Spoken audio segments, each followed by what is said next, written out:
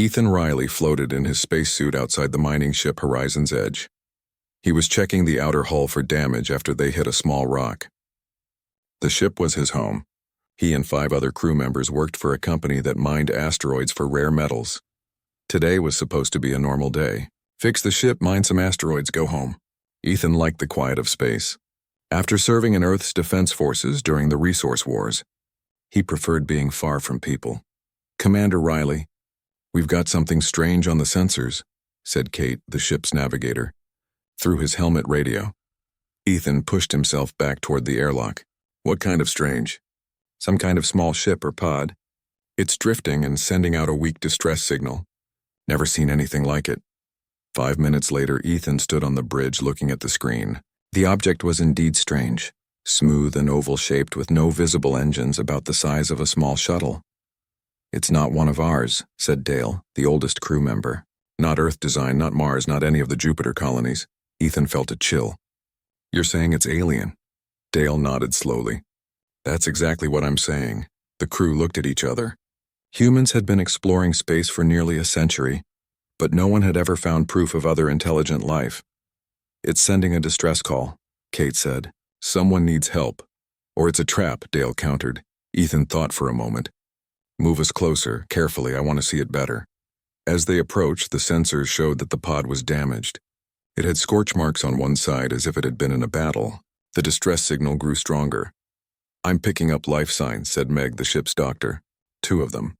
"They're weak but stable." Ethan made his decision. "Bring it into the cargo bay. Dale, keep weapons ready just in case. Meg, bring medical supplies." Using the ship's mechanical arms, they carefully pulled the strange pod into the cargo bay. The door closed and air filled the room. Ethan put on his suit again and went to investigate. The pod was even stranger up close. It seemed to be made of a material that changed colors slightly as he looked at it. There was no obvious door or hatch. As Ethan touched the smooth surface, part of it suddenly became transparent like glass. Inside were 2 figures. They looked almost human, but with blue skin that seemed to glow faintly. Their hair floated around their heads like it was underwater. They wore what looked like armor made of crystal. One was clearly an adult with regal features and a tall, slender build. The other was smaller, a child. Both had cuts and burns on their skin. They weren't moving. "Meg, I need you in here now," Ethan called through his radio. "They're hurt." He pressed his hand against the transparent section again, and to his surprise, it melted away. There was no glass. The material had simply changed from solid to not being there at all. Meg arrived in her suit and gasped. They're not human." "No," Ethan agreed, "but they need help." Together, they carefully lifted the 2 aliens out of the pod. Up close, Ethan could see that their skin wasn't just blue. It had patterns that moved under the surface, like circuits or flowing water. They carried them to the medical bay. The child was lighter than expected, almost weightless. The adult was heavier, but still less than a human of the same size would be. "I don't know how to treat them," Meg admitted as they placed the aliens on beds. Their biology could be completely different. "Do what you can," Ethan said. "Check for bleeding, clean the wounds. Basic stuff first." As Meg worked, the rest of the crew gathered outside the medical bay, staring through the window. "We should call Earth Command," Dale said. "This is first contact." "The nearest relay station is 3 days away," Kate reminded him. "And they're hurt. We can't wait." Suddenly, the smaller alien, the child, opened her eyes. They were violet with no whites and seemed to glow from within. She looked around wildly, then saw Ethan and the others. She tried to move away, falling off the bed in panic. Ethan rushed to help her up. As his hand touched her arm, something incredible happened. A voice spoke in his mind. "Where is my mother? Who are you?" "Where are we?" Ethan stumbled back in shock. The alien child was in his head, speaking directly into his thoughts. "Can you understand me?" he asked out loud. The child stared at him, and he felt another thought enter his mind. "Yes, your language is simple. Where is my mother? Is that the other person with you?" Ethan pointed to the bed where the adult alien lay. "She's here. She's hurt but alive." The child moved to the other bed with surprising grace, almost floating rather than walking. She placed a small hand on the adult's forehead. "Mother, wake up. We are not safe yet." The adult's eyes fluttered open. They were the same violet as the child's, but deeper, wiser. She sat up suddenly, looking around with alarm. "Please." Ethan said, holding up his hands to show he meant no harm. You're safe here. We found your pod drifting in space. The adult alien studied him intensely. Then, to his surprise, she spoke out loud. Her voice was musical with strange tones that shouldn't have been possible for a human throat. You helped us. Why? You were in trouble, Ethan said simply. It was the right thing to do. The alien woman stood, swaying slightly. Meg moved to help her, but she held up a hand. I am Lyra, Queen Regent of the Lumini Collective. This is my daughter, Princess Vela. Ethan introduced himself and his crew. As he did, a loud alarm started blaring through the ship. Commander. Dale's voice came over the intercom. 3 ships just appeared on long-range scanners. They're moving fast, heading straight for us. The Queen's face changed, showing fear. They have found us. The Void Dominion. They will destroy everything to capture us. Who are they? Ethan asked. Why are they after you? They are conquerors, Lyra explained quickly. They take over minds, control bodies. They attacked our homeworld. We barely escaped. Princess Vela moved closer to her mother, trembling slightly. Ethan saw genuine terror in her glowing eyes. Dale, power down all non-essential systems. Ethan ordered through the intercom. Kate, plot a course into the asteroid field. We need to hide. The asteroids are dangerous, Kate protested. Those ships are more dangerous, Ethan replied. He turned to Queen Lyra. We'll help you. But I need to know what we're facing. The Queen nodded solemnly. They have technology beyond your understanding. They can sense our energy signatures. And if they capture us, they will use my daughter's developing abilities to expand their control across more star systems. Ethan looked at the frightened princess, then back at the Queen. Not on my watch, they won't. As the Horizon's Edge changed course toward the asteroid field, Ethan realized that his simple mining mission had just become something much bigger. He had no idea how to fight these alien pursuers or protect a queen and princess from another world. But he knew he couldn't just hand them over to their enemies. The chase had begun, and somehow Ethan Riley was now in the middle of an interstellar war. The Horizon's Edge drifted silently among the asteroids. Ethan had ordered all non-essential systems shut down. Only life support and minimal sensors remained active. In the dim emergency lighting, he watched as Queen Lyra paced the small bridge. They will not give up easily, she said. Her voice had a musical quality, like chimes in the wind. The Void Dominion has hunted us across 3 star systems already. Ethan checked the sensor display. The 3 enemy ships were still searching, moving methodically through the asteroid field. Why are they so determined to find you? The Queen stopped pacing. Her blue skin glowed faintly in the darkness. My daughter is special, even among our kind. She has abilities that develop only once in many generations. The Dominion wants to use her as a weapon. In the corner of the bridge, Princess Vela sat quietly watching them. Though she looked like a child of perhaps 10 human years, Ethan sensed she understood everything. How did you end up in that escape pod? He asked. Lyra's face showed deep sadness. Our homeworld, Asteria Prime, was attacked without warning. The Royal Guard got us to a ship, but we were pursued. When our ship was damaged, the last of my guards put us in the emergency pod. She paused. They sacrificed themselves so we could escape. Kate, the navigator who had been listening quietly, spoke up. Your Majesty, if these Dominion ships are so advanced, why haven't they found us yet? The asteroids contain minerals that interfere with their sensors, Lyra explained. But they are patient. They will keep searching. A small alarm beeped on the console. One of the enemy ships was changing course, moving closer to their hiding spot. They're going to make a sweep of this area, Ethan said. We need a diversion. Princess Vela suddenly stood and approached them. She pointed at a small maintenance drone in a charging dock. We can use that, her voice echoed in Ethan's mind. Use it how? He asked, still not used to the telepathic communication. The princess moved to the drone and placed her small blue hand on it. The patterns under her skin glowed brighter, and to Ethan's amazement, the powered-down drone lit up. I can make it work without power, she explained. Send it to a distant asteroid. Make it explode. Ethan looked at Queen Lyra, who nodded. My daughter can transfer her own energy to simple machines. It is one of our abilities. Working quickly, Ethan removed the drone's safety protocols. With the princess's help, he programmed it to fly to an asteroid on the far side of the field and trigger its self-destruct mechanism. They released the drone through a small maintenance hatch. It shot away silently, powered by the princess's strange energy rather than its own engines. Minutes later, A bright flash lit up space on the far side of the asteroid field. On the sensors, all three enemy ships immediately changed course to investigate. It worked, Kate exclaimed. For now, Ethan cautioned. But we can't hide forever. We need a plan. Queen Lyra studied him with her glowing violet eyes. You risk much for strangers, Commander Riley. Why would you place yourself and your crew in such danger for us? Ethan thought about her question. On Earth we have a saying, the measure of a society is how it treats those in need. I couldn't just leave you out there to die. In our culture, Lyra said, such an act creates a life debt. I am bound by our laws to repay you. No repayment needed, Ethan said, but I would like to know more about your people. We've never encountered other intelligent life before. The Queen seemed surprised. You've never met other species?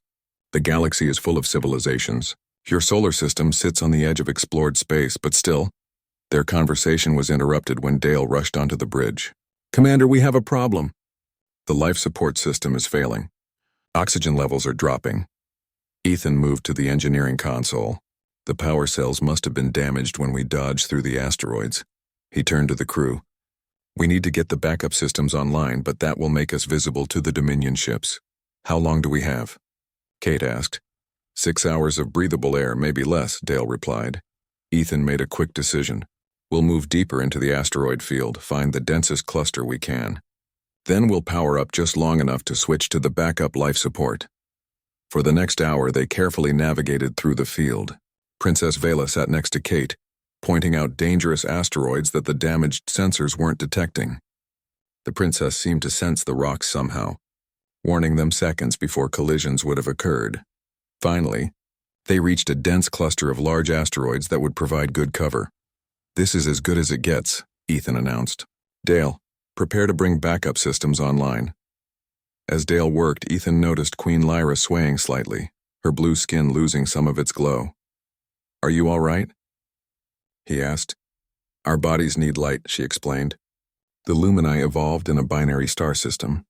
We absorb energy directly.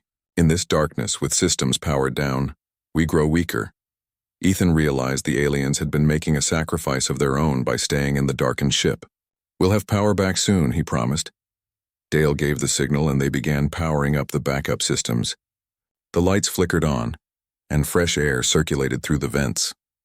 But almost immediately an alarm sounded. They've detected us, Kate shouted. 2 Dominion ships changing course, heading this way. Power down again, Ethan ordered. We'll have to find another way. But before they could shut down the systems, Princess Vela collapsed. Her small body shuddered and the glowing patterns under her skin dimmed dramatically. Queen Lyra rushed to her daughter. She's too weak. She needs energy now. Ethan made a split-second decision. Keep the power on. Dale, get the engines ready. Kate, plot a course through the thickest part of the asteroid field. We can't outrun those ships, Dale protested. We don't need to outrun them, Ethan said. We just need to outmaneuver them. As the horizon's edge came fully to life, Ethan took the helm. He had been a pilot during the resource wars, flying through debris fields and battle zones. An asteroid field wasn't much different. The enemy ships approached rapidly. They were organic-looking vessels with hulls that seemed to pulse and shift like living things. Hang on, Ethan called as he sent the mining ship into a tight turn around a massive asteroid. The inertial dampeners struggled to compensate, and everyone grabbed onto something to stay upright. Behind them, one of the Dominion ships attempted to follow and scraped against the asteroid, sending it spinning away. One down, Kate cheered, but the second ship was more cautious, keeping its distance while still following them. It's hurting us, Ethan realized. Driving us toward the third ship. Sure enough, the sensors showed the third Dominion vessel moving to cut them off ahead. Queen Lyra stood behind Ethan, her hands gripping his chair. Commander, if we are captured, you must promise to destroy this ship with us aboard. We cannot fall into Dominion hands. Ethan looked back at her, then at Princess Vela, who was recovering now that the lights were on. That's not going to happen. I'm not giving up. He studied the sensor display, looking for options. Then he saw it, a narrow passage between 2 spinning asteroids. It would be incredibly dangerous, but the mining ship was smaller than the Dominion vessels. Kate, set course for that gap, he ordered, pointing to the display. Dale, give me full power to the engines when I say. As they approached the gap, The two remaining enemy ships moved to block their escape routes. Ethan waited until the last possible moment, then shouted, "Now!" The horizon's edge surged forward, aiming directly for the narrow space between the asteroids. The ship shuddered as small rocks hit the hull. Warning lights flashed across the control panels. "We're not going to make it," Dale yelled. But Ethan kept his hands steady on the controls, making tiny adjustments. The gap was coming up fast, the two massive asteroids spinning dangerously close to each other. Just as it seemed they would crash, Princess Vela stepped forward. She placed her hands on the control panel, and the patterns under her skin blazed with light. Ethan felt a surge of energy flow through the ship, giving them an extra burst of speed. They shot through the gap with barely inches to spare. Behind them, one of the Dominion ships tried to follow but was too large. It crashed into the asteroids in a brilliant explosion that sent debris flying in all directions. The third ship veered away, retreating to a safe distance. Everyone on the bridge sat in stunned silence for a moment. Then Kate started laughing with relief and Dale clapped Ethan on the shoulder. Ethan turned to thank Princess Vela for her help, but found her unconscious on the floor. The Queen knelt beside her daughter, cradling her small blue form. "She used too much energy," Lyra explained, her voice tight with worry. "She needs time to recover." Ethan helped carry the princess to the medical bay. As they laid her on a bed, the Queen touched his hand. "You flew with great skill," she said. "Few of our own pilots could have navigated that passage." "We got lucky," Ethan replied modestly. The Queen shook her head. "There is no such thing as luck. The ancient prophecies speak of allies from beyond the stars who would help the royal line in its darkest hour." She looked at him intently. "Perhaps you are the one foretold." Ethan wasn't sure how to respond to that. He didn't believe in prophecies. But he did believe in doing the right thing, and right now that meant keeping these refugees safe. 3 days passed as the horizon's edge carefully made its way through the outer reaches of the solar system. They kept to the shadows of larger bodies, using gravity wells to mask their engine signatures. Princess Vela had recovered from her energy drain and now followed Ethan everywhere, curious about human technology. "Why do you use these metal tools?" she asked, watching him repair a damaged circuit board. "Our machines grow and heal themselves." Ethan smiled at her endless questions. "We're still figuring things out. Humans have only been traveling in space for about 100 years. We have sailed the stars for 20,000 cycles," Vela said proudly. "Our first queen led us from our dying sun to find new worlds." Despite the language barrier, Ethan found the princess easy to understand. Her telepathic abilities helped bridge the gaps in communication. When she spoke directly to his mind, he saw images along with the words, glimpses of crystal cities that seemed to grow from the ground, ships that looked more like sea creatures than machines, and strange planets with multiple suns. Queen Lyra spent most of her time on the bridge with Kate, sharing star charts and information about regions of space humans had never explored. The Queen had explained that the Lumini Collective spanned dozens of star systems beyond what Earth's astronomers had mapped. "Your species shows remarkable adaptability," Lyra commented as she watched Kate update their navigation database. "Most races require centuries to advance from planetary travel to interstellar exploration." "Necessity," Kate replied. "Earth was running out of resources. We had to expand or die." That evening, as the crew gathered for a meal, Ethan noticed Princess Vela staring at a photograph he kept in his quarters. A picture of his younger sister, Olivia, who had died during the resource wars when their family's farm was raided for food. "She looks like you," the princess observed in his mind. "But her light is gone." "She died," Ethan explained simply. "A long time ago." The princess touched the photograph gently. "On our world, we keep the light of loved ones. A small part of their energy stays with the family." Before Ethan could ask what she meant, alarms blared throughout the ship. He raced to the bridge where Dale was staring at the sensor display in disbelief. "It's impossible," Dale said. "They found us again. A Dominion ship coming in fast from the direction of Pluto." "How?" Ethan demanded. "We've been so careful." Queen Lyra joined them, her face grim. "They are tracking us through the royal bond. The connection between myself and Vela is like a beacon to their sensors. Can you block it somehow?" Kate asked. The Queen shook her head. "Not without advanced equipment. The bond is biological, essential to the transfer of royal knowledge. Ethan studied the tactical display. The enemy ship would intercept them in less than an hour.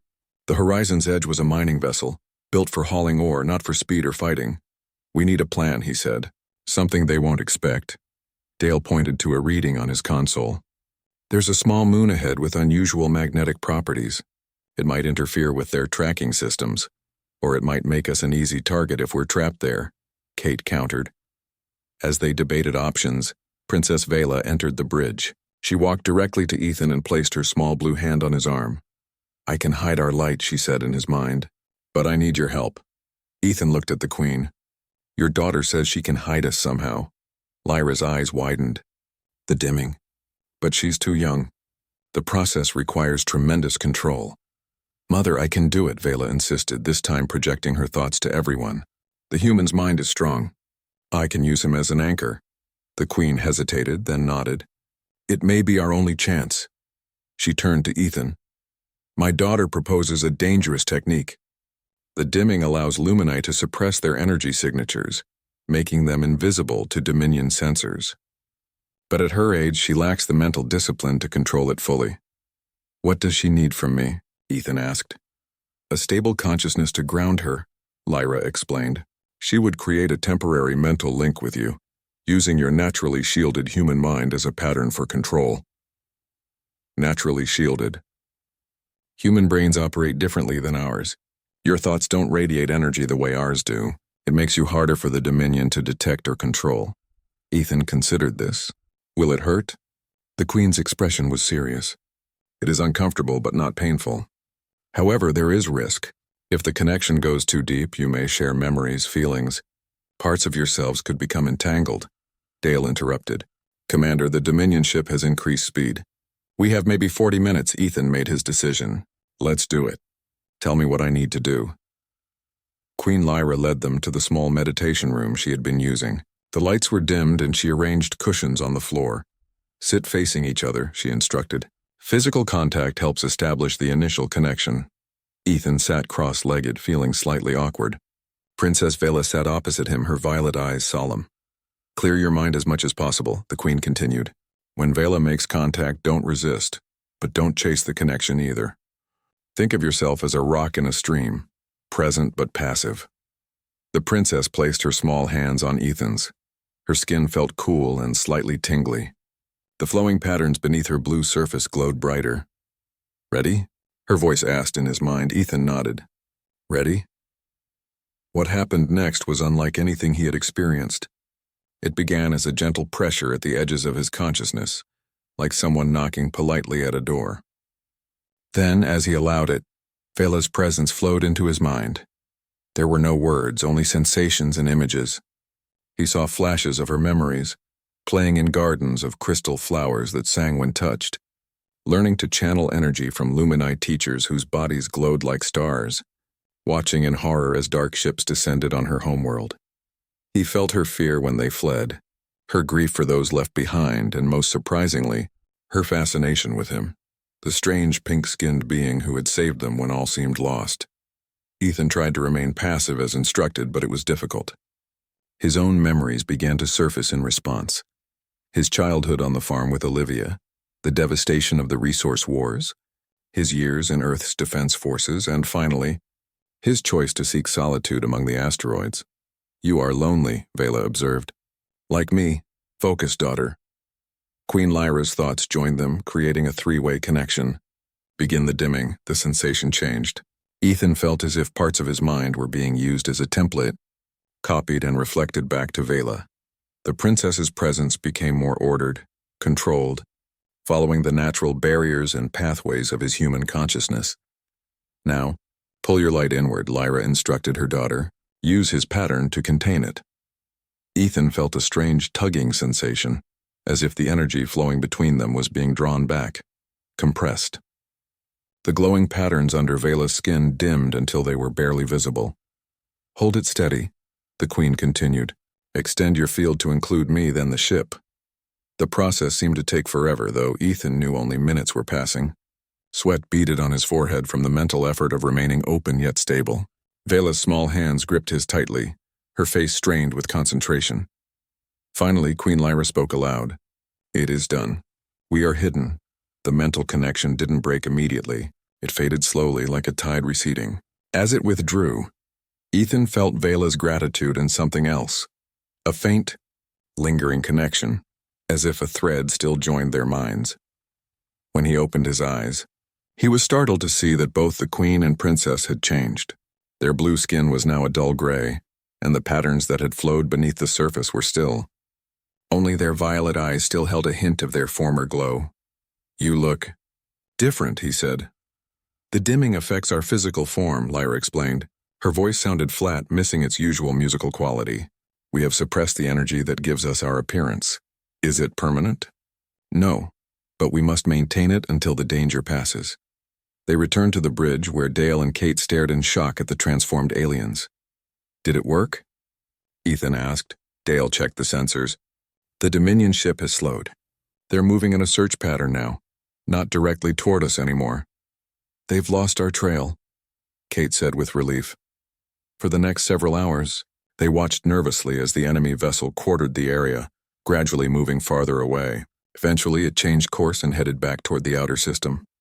"They've given up for now," Ethan announced. "But we still need to find the Lumini resistance before they return with reinforcements." Queen Lyra approached the navigation console.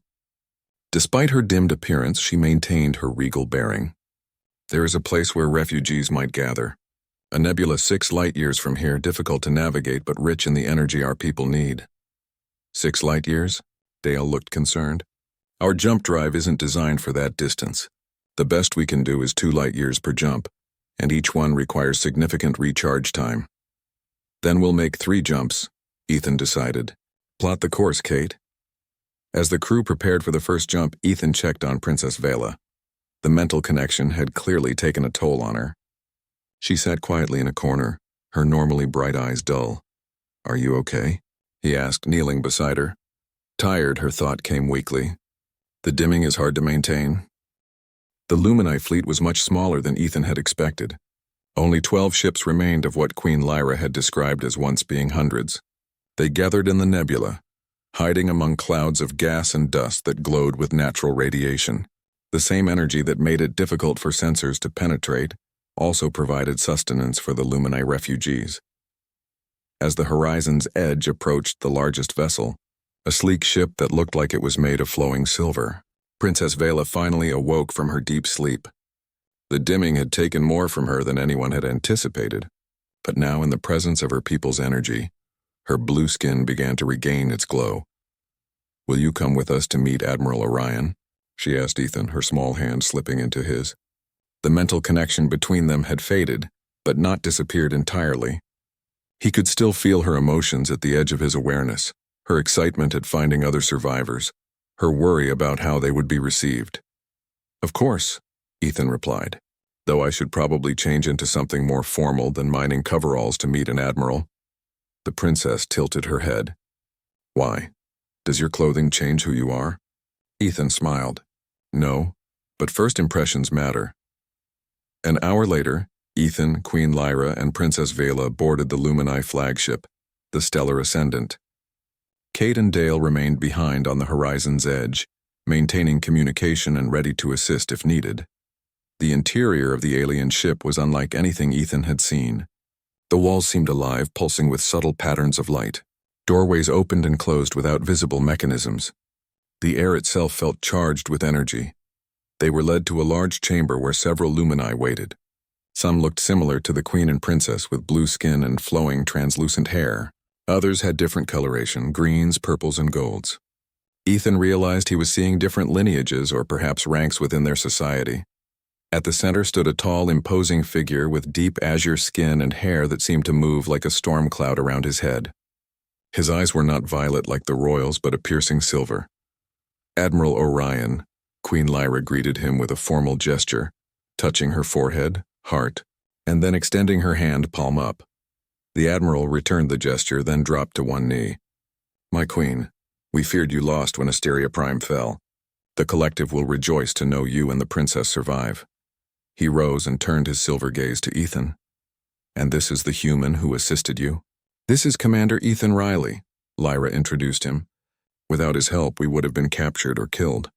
He risked himself and his vessel to protect us. Admiral Orion studied Ethan with obvious suspicion. We thank you for aiding our queen and princess. Your service to the collective will be rewarded. There was something in his tone that made Ethan uneasy. No reward necessary. Anyone would have done the same. I find that unlikely, the Admiral replied coldly. Few species would risk themselves for strangers, especially royalty of an unknown race. He turned back to the Queen. Your Majesty, we should discuss our situation privately. Princess Vela stepped forward. I want Ethan to stay. Her thought projected strongly enough that Ethan suspected everyone in the room heard it. The Admiral's expression hardened. Princess, this human has no place in collective matters. He will be returned to his ship and he stays. Queen Lyra interrupted, her voice carrying the unmistakable weight of command. Commander Riley has earned the right to hear what concerns us all. Orion looked like he wanted to object further, but instead bowed stiffly. As you wish, Your Majesty. The meeting that followed revealed the dire situation facing the Lumini. Of their 12 worlds, 9 had fallen to the Void Dominion. The remaining 3 were under siege. Nearly 80% of their population was either dead or under Dominion control. The Void Dominion does not merely conquer, Admiral Orion explained as holographic images showed Lumini with dark veins spreading across their blue skin. They infect. Each captured individual becomes part of their network, controlled by the Dominion consciousness. Is there no way to free them? Ethan asked. Orion shook his head. Once the neural parasites bond with a host, the process is irreversible. The best mercy we can offer is a quick death. Ethan felt sick at the thought. He glanced at Princess Vela and saw her watching the images with haunted eyes.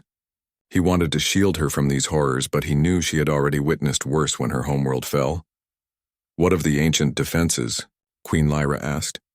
The Stellar Guardians? A female Lumine with emerald skin stepped forward. Deactivated or destroyed, Your Majesty. The Dominion targeted our defensive installations first. And the luminous cascade? The Queen pressed. The room fell silent. Admiral Orion and the other leaders exchanged glances. What is the luminous cascade? Ethan asked when no one answered. A weapon of last resort, Orion finally said, created by our ancestors during the shadowed times.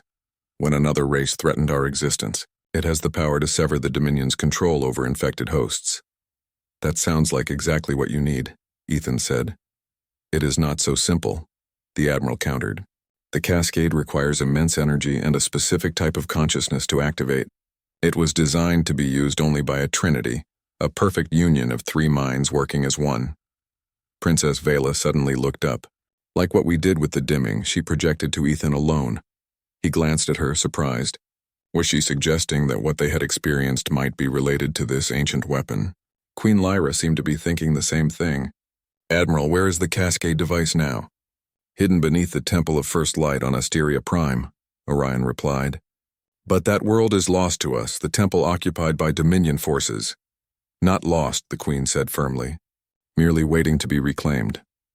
She turned to Ethan. Commander Riley, I have a question of great importance.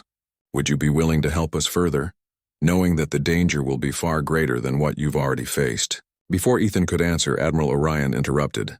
Your Majesty, you cannot be considering involving this human in our most sacred matters. The prophecies speak of the Trinity being formed by Lumine alone. The prophecies speak of 3 minds in perfect harmony. The Queen corrected him. They do not specify race, and this is unprecedented. Orion protested. And dangerous. How can we trust an alien with the future of our entire species? Princess Vela moved to stand beside Ethan. I trust him, she projected to everyone. He protected me when he had no reason to. His mind touched mine, and I found no darkness there. Ethan was touched by her defense, but the Admiral's concerns weren't unreasonable. Your Majesty, Admiral Orion is right to be cautious. You barely know me, and I know almost nothing about this cascade weapon or what activating it would entail. Queen Lyra studied him. During the dimming, you formed a connection with my daughter that should have been impossible for a non-Lumine.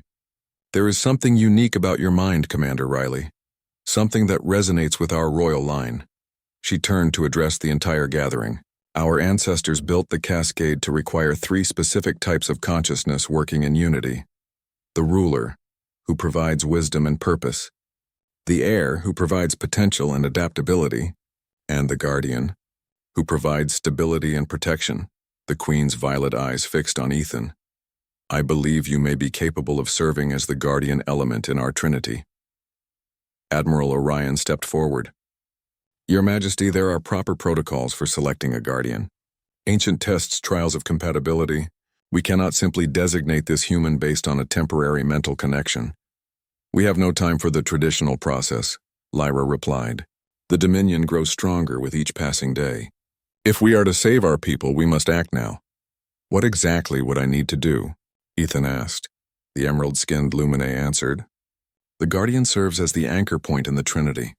While the ruler and heir channel the energy, the Guardian maintains the stability of the connection, preventing it from spiraling out of control, like what I did during the dimming, Ethan realized. Similar, but on a much larger scale, she confirmed. The process could be dangerous for a non-Lumine.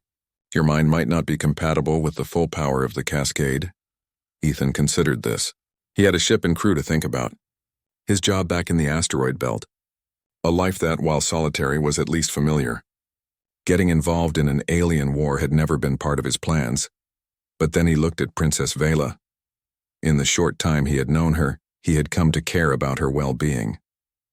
And through their mental connection, he had glimpsed the beauty of Lumini civilization. A culture that valued harmony, knowledge, and the delicate balance of energies in the universe. It seemed wrong to turn his back on them now. If you believe I can help, I'm willing to try, he said finally. Queen Lyra smiled, the patterns beneath her skin flowing with renewed vigor. Then it is decided. Commander Ethan Riley will serve as guardian in our trinity. Admiral Orion was clearly unhappy but did not object further. If this is your royal command, I will obey. But I strongly advise a period of preparation and testing before any attempt is made to access the cascade. Agreed, the Queen said. We will begin immediately. The journey to Asteria Prime took 8 days. During that time, the Lumini fleet gathered allies, 3 other species who had also suffered under Dominion attacks. The Marins were aquatic beings who communicated through color changes in their translucent skin. The Vox were tall, willowy creatures who could manipulate sound waves. The Tyran were heavily armored insectoids with natural weapons that could cut through almost any material. Together, they formed a coalition unlike anything Ethan had ever imagined. Species that evolved on different worlds under different suns, united against a common enemy. I never knew there were so many intelligent races out here, Ethan said as he stood on the observation deck with Queen Lyra, watching ships of various designs move into formation. The galaxy teems with life, she replied. Earth sits at the edge of explored space in a relatively quiet sector. That is why your people have remained isolated for so long. Through their bond, Ethan sensed her concern about the coming battle. You're worried about Vela, he observed. The Queen didn't deny it. She is young to undertake such a responsibility. The cascade was designed for fully mature minds. She's stronger than you think, Ethan said. I've felt it, Lyra smiled faintly. Yes, you would know better than most now. The Guardian bond gives you insights even a mother might miss. Admiral Orion approached, interrupting their conversation. Your Majesty, we've received the final scout reports. Dominion forces have indeed been reduced around Asteria Prime. They maintain only 3 capital ships in orbit, with ground forces concentrated around the major population centers. And the Temple of First Light? The Queen asked. Occupied, but lightly. They seem unaware of its significance, Lyra nodded. Then our plan remains unchanged. The Allied fleet will engage the orbital defenses while a small team makes planetfall near the temple. I've selected our best warriors to accompany you, Orion said. No, the Queen replied firmly. The team will consist only of myself, Princess Vela, and Guardian Riley. The Admiral's face darkened. Your Majesty, with all due respect, that is tactically unsound. The 3 of you are essential to activating the cascade. You should have protection. The Trinity must approach the temple alone, Lyra insisted. The ancient texts are clear on this point. Additional minds would disrupt the delicate balance needed to interface with the device. Orion looked like he wanted to argue further, but instead bowed stiffly, as you command. But at least allow us to clear a path to the temple entrance. That would be acceptable, the Queen conceded. As the Admiral departed, Ethan felt Princess Vela's presence approaching before she physically appeared. The Guardian bond had enhanced his awareness of both royals to the point where he could sense their general location and emotional state at all times. Vela joined them at the viewport, her young face solemn. In the days since the bonding ceremony, she had grown more serious, spending hours studying ancient texts about the cascade with scholars aboard the flagship. "I've been practicing the activation sequences," she reported to her mother. "The patterns are complex, but I believe I can manage my part." Queen Lyra placed a hand on her daughter's shoulder. "I know you can. You have surpassed all expectations." Through the bond, Ethan felt the princess's mixture of pride and anxiety at her mother's praise. He sent a gentle wave of reassurance toward her and was rewarded with a small smile. The fleet dropped out of faster-than-light travel at the edge of the Asterian system. Ethan's first glimpse of the Luminae homeworld took his breath away. It was a planet of stunning beauty, continents of silver-white land surrounded by oceans of deep purple. Two suns illuminated the scene, one gold and one pale blue, casting dual shadows across the landscape. But the beauty was marred by dark structures on the surface, Dominion installations that looked like massive black spiders clinging to the land. And in orbit loomed three enormous ships, organic in appearance, their hulls rippling with unsettling movement. "Those are Dominion motherships," Admiral Orion explained as the Allied fleet held position just beyond sensor range. "Each one contains thousands of infected hosts and can deploy hundreds of fighter craft." The final battle plan was set. The Allied ships would create a diversion, drawing the Dominion vessels away from the area above the temple. Meanwhile, a small, fast transport would carry the Trinity, Queen Lyra, Princess Vela, and Ethan to the surface. As they prepared to board the transport, Ethan contacted the Horizon's Edge one last time. His ship and crew had remained with the fleet despite his offers to send them safely home. "We're not going anywhere until this is finished," Kate told him firmly. "Dale says the mining lasers can be modified to work as decent weapons if needed." "Be careful," Ethan warned. "These Dominion ships are like nothing we've ever faced." "Same goes for you, Commander," Dale replied. "That fancy blue glow you've got now doesn't make you bulletproof." Ethan smiled at the reminder of the faint luminescence that still showed beneath his skin. "I'll remember that." The transport was a sleek crystalline vessel piloted by a single Luminae navigator. As they prepared for departure, Admiral Orion approached Ethan privately. "Guardian," he said, the title still sounding reluctant on his lips. "I have not welcomed your presence among us. For that I apologize." Ethan was surprised. "You had good reasons to be suspicious, perhaps. But I have watched you these past days. The bond you share with our royals is genuine." Orion's silver eyes were intense. "Protect them with your life. They are all that remains of our ruling line." "I will," Ethan promised. The Admiral nodded, then handed him a small crystalline device. "This is a shield generator. Primitive by our standards, but effective. It may help you reach the temple safely." Ethan accepted the unexpected gift with gratitude. Through their bond, he could sense the Queen and Princess waiting for him aboard the transport. It was time. The battle began as planned.